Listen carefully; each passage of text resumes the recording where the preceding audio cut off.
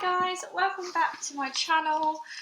Reading a short story called The Giraffe and the Pelly and Me by Roald Dahl. We're going to try and finish it off today, so hopefully we can do that.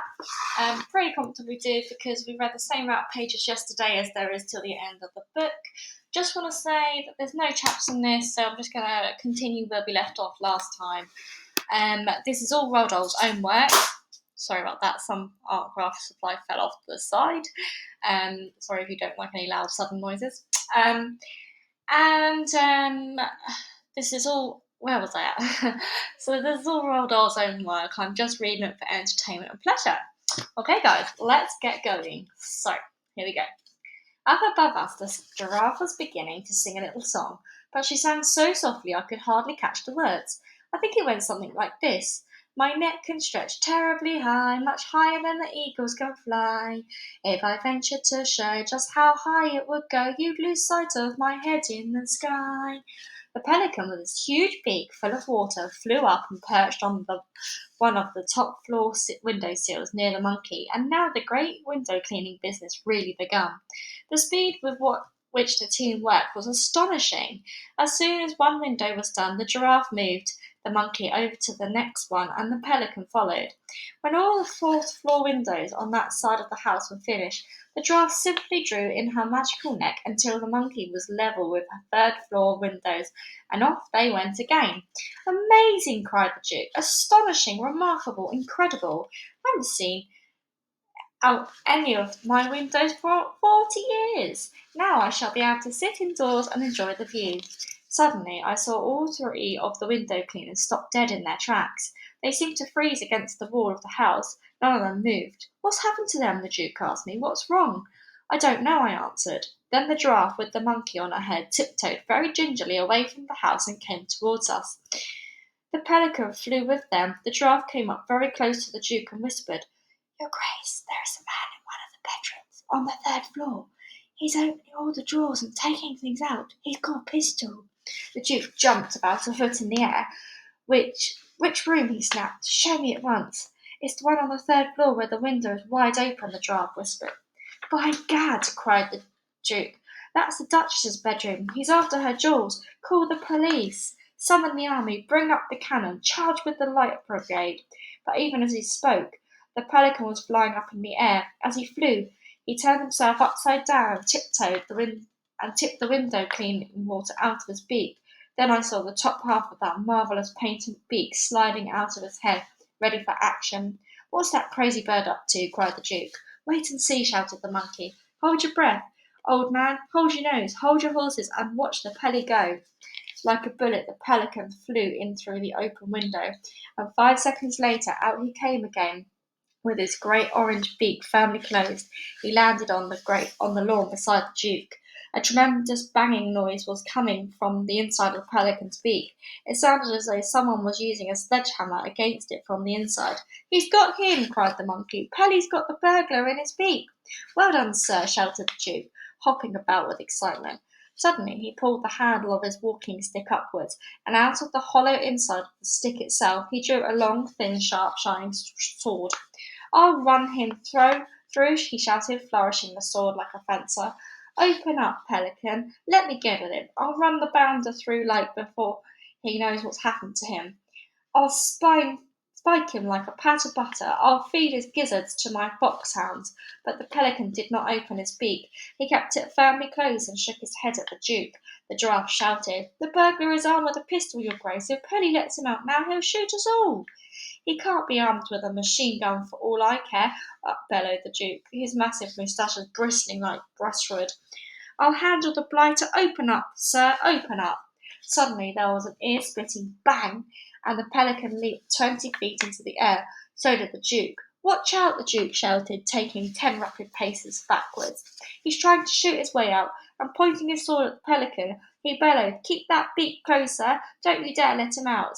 He'll murder us all. Shake him up, Pelly, cried the giraffe. Rattle his bones. Teach him not to do it again.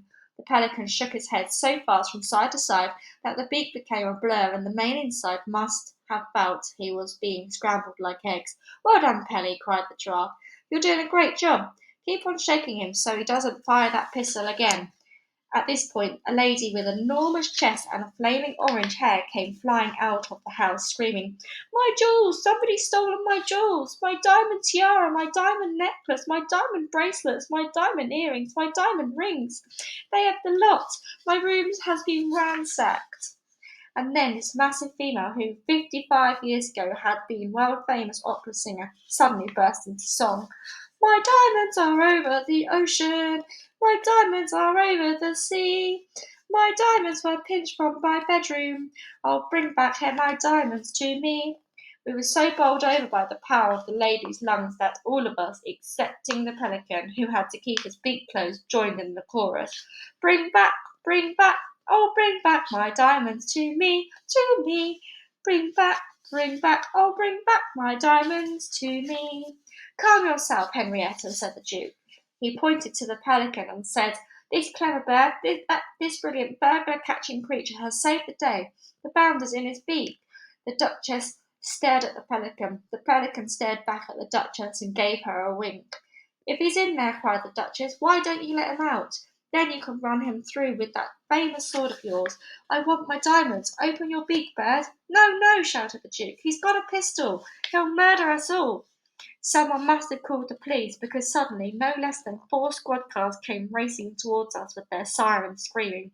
Within seconds we were surrounded by 6 policemen, and the Duke was shouting to them, "The villain you are after is inside the beak of that bird. Stand by to collar him." And the pelican, he said, "Get ready to open up. Are you ready? Steady, go! Open her up." The pelican opened his gigantic beak, and immediately the policeman pounced upon the burglar, who was crouching inside. They snatched his pistol away from him and dragged him out and put handcuffs on his wrists. "Great Scott!" shouted the chief of police. "It's the Cobra himself." "The who? The what?" everyone asked. "Who's the Cobra?" "The Cobra is the cleverest and most dangerous cat burglar in the world," said the chief of police. "He must have climbed up the drain pipe. The Cobra can climb up anything." "My diamonds!" screamed the Duchess. "I want my diamonds! Where are my diamonds?" "Here they are!" cried the chief of police, fishing the great handfuls of jewellery from the burglar's pockets. The Duchess was so overcome with relief that she fell to the ground in a faint. When the police had taken away the fearsome burglar known as the Cobra, and the fainting Duchess had been carried into the house by her servants, the old Duke stood on the lawn with the Giraffe, the Pelican, and the Monkey and me. "Look!" cried the Monkey, "that rotten burglar's bullet has made a hole in poor Pelly's beak." "That's done it," said the Pelican. "Now it won't be any use holding water when we clean the windows." "Don't worry about that, my dear Pelly," said the Duke, patting him on the beak. "My chauffeur will soon patch over it with the same way he mends the tyres on my rolls. Right now we have far more important things to talk about than a little hole in the beak." Oops. Oops. Oh no, sorry guys, I dropped the book a little bit and lost my page. Here we go. And we stood there waiting to see what the Duke was going to say next. "Now listen to me, all of you," he said. "Those diamonds were worth millions. Millions and millions. You've just saved them." The Monkey nodded. The Giraffe smiled. The Pelican blushed. "No reward is too great for you," the Duke went on. "I am therefore going to make you an offer which I hope will give you pleasure. I hereby invite the Giraffe and the Pelican and the Monkey to live on my estate for the rest of their lives. I shall give you my best and largest hay barn as your private house, central heating, showers, a kitchen, and anything else you desire for your comfort will be installed. In return, you'll keep my windows clean and pick my cherries and my apples. If the Pelican is willing, perhaps he will also give me a ride in his beak now and again." "A pleasure, your Grace," cried the Pelican. "Would you like a ride now?" "Later," said the Duke. "I'll have one after tea." At this point the Giraffe gave a nervous little cough and looked up at the sky. "Is there a problem?" asked the Duke. "If there is, do please let me hear it." "I don't like to sound ungrateful or pushy," murmured the Giraffe, "but we do have one very pressing problem. We are all absolutely famished. We haven't eaten for days." "My dear Giraffe," cried the Duke, "how very thoughtless of me. Food is no problem around here." "I'm afraid it's not quite as easy as all that," said the Giraffe. "You see, I myself happen to be—" "Don't tell me," cried the Duke. "I know it already. I'm an expert on animals of Africa. The moment I saw you, I knew you were no ordinary giraffe. You are a Tyrannosaurus variety, are you not?" "You are absolutely right, your Grace," said the Giraffe. "But the trouble with us is that we only eat You don't have to tell me that either, cried the Duke. I know perfectly well a Geranius giraffe can eat only one kind of food. Am I not right in thinking that the pink and purple flowers of the tinkle tinkle tree are your only diet? Yes, sighed the giraffe, and that's only been my problem ever since I arrived on these shores. That's no problem at all here at Hampshire House, said the Duke. Look over there, my dear Giraffe, and you will see the only plantation of the tinkle tinkle trees in the entire country. The Giraffe looked. She gave a gasp of astonishment, and first she was so overwhelmed she couldn't even speak. Great tears of joy began running down her cheeks. Help yourself, said the Duke. Eat all you want.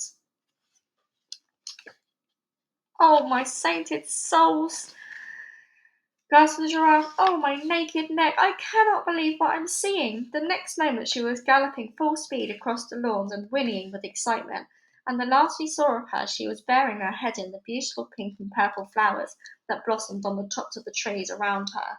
As for the monkey, the Duke went on, I think you will also be pleased with what I have to offer. All over my estate there are thousands of giant nut trees. Nuts? Cried the monkey. What kind of nuts? Walnuts, of course, said the Duke. Walnuts! Screamed the monkey. Not walnuts! You don't really mean walnuts! You're pulling my leg! You're joking! You can't be serious! I must have heard wrong! There's a walnut tree right over there, the Duke said, pointing. The monkey took off like an arrow, and a few seconds later he was high up in the branches of the walnut tree, cracking the nuts and guzzling what was inside. That leaves only the Pelly, said the Duke. Yes, said the Pelican nervously, but I'm afraid that what I eat does not grow on trees. I only eat fish. Would it be too much trouble? I wonder if I were to ask you for a reasonably fresh piece of haddock or cod every day. Haddock or cod? Shouted the Duke, spitting out the words as though they made bad taste in his mouth. Cast your eyes, my dear Pelly. Over there to the south. The Pelican looked across the fast rolling estate, and in the distance he saw a great river. That is the river Hamp, cried the Duke. The finest salmon in the river in the whole of Europe. Salmon? Screeched the Pelican. Not salmon. You really don't mean salmon. It's full of salmon, the Duke said, and I own it. You can help yourself. Before he had finished speaking, the Pelican was in the air. The Duke and I watched him as he flew full speed towards the river. We saw him circle over the water, then he dived and disappeared. A few moments later he was in the air again, and he had a gigantic salmon in his beak. I stood alone with the Duke on the lawn beside his house. Well, Billy, he said, I'm glad they're all happy. But what about you, my lad? I am wondering if you happen to just have one extra special little wish all for yourself. If you do, I'd love you to tell me about it. There was a sudden tingling in my toes. It felt as though something tremendous might be going to happen to me any moment. Yes, I murmured nervously. I do have one extra special little wish. And what might that be? Said the Duke in a kindly voice. There was an old wooden house near where I live, I said. It's called the Grubber, and long ago it used to be a sweet shop. I've wished and wished that one day somebody might come along and make it into a marvellous new sweet shop all over again. Somebody, cried the Duke. What do you mean, somebody? You and I will do that. We'll do it together. We'll make it into the most wonderful sweet shop in the world, and you, my boy, will own it. Whatever the old Duke Whenever the old Duke got excited, his enormous moustaches started to bristle and jump about. Right now they were jumping up and down so much it looked as though he had a squirrel on his face. By gad, sir, he cried, waving his stick, I shall buy the place today. Then we'll get to work and have the whole thing ready in no time. You just wait and see what sort of sweet shop we are going to make out of this grubber place of yours. It was amazing how quickly things began to happen after that. There was no problem about buying the house because it was owned by the Giraffe and the Pelly and the Monkey, and they insisted upon giving it to the Duke for nothing.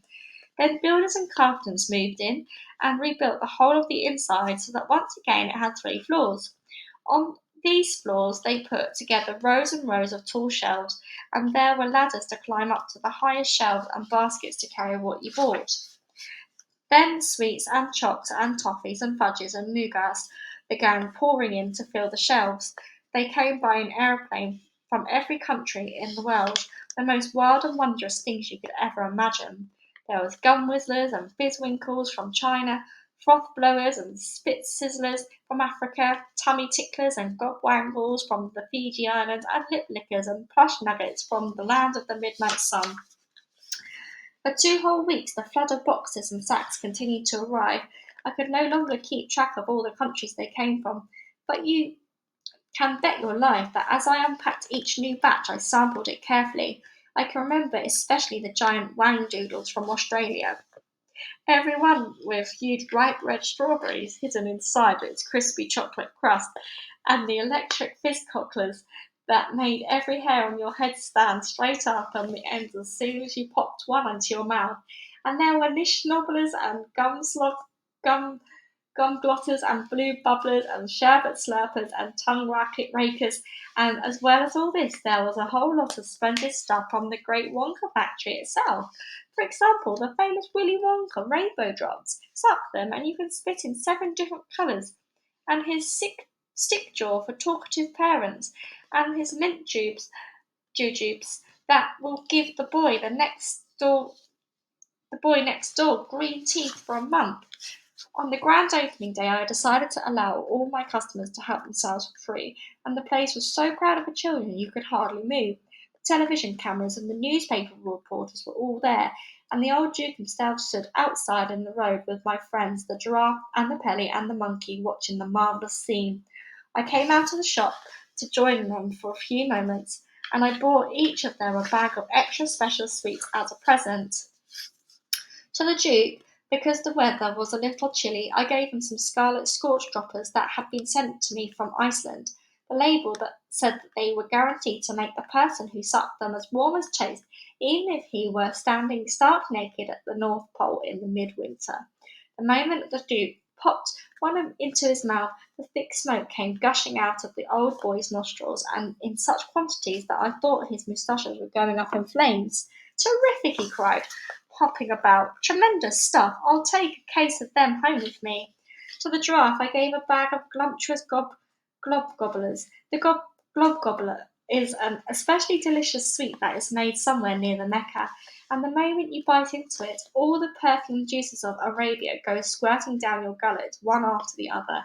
It's wonderful, cried the giraffe as the cascade of the lovely liquid flavours poured all the way down her long, long throat. It's even better than my favourite pink and purple flowers. To the pelican, I gave a big bag of pishlets. Pishlets, as you probably know, are bought by children who are unable to whistle a tune as they walk along the street, but long to do so. They had splendid effect upon the pelican, for after he had put one of them into his beak and chewed it for a while, he suddenly started singing like a nightshade. This made him wildly excited because pelicans are not songbirds. No pelican had ever been known to whistle a tune before. To the monkey, I gave a bag of devil's drenchers, those small fiery black sweets that one is not allowed to sell to children under 4 years old. When you have sucked a devil's drencher for a minute or so, you can set your breath alight and blow a huge column of fire 20 feet into the air. The Duke put a match to the monkey's breath and shouted, "Blow, monkey, blow!"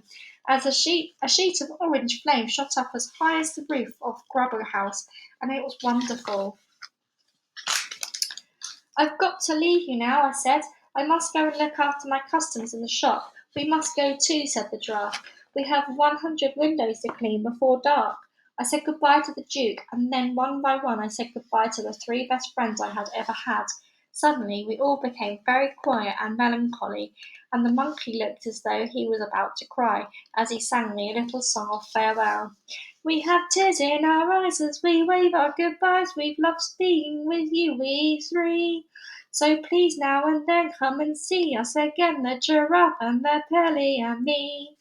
All you do is to look at the page in this book, because that's where we will be. No book ever ends when it's full of your friends, the giraffe and the Pelly and me." Okay, guys, that is the end of the story. What a lovely short story that was. Just like kindness and just pleasantries. It was really lovely.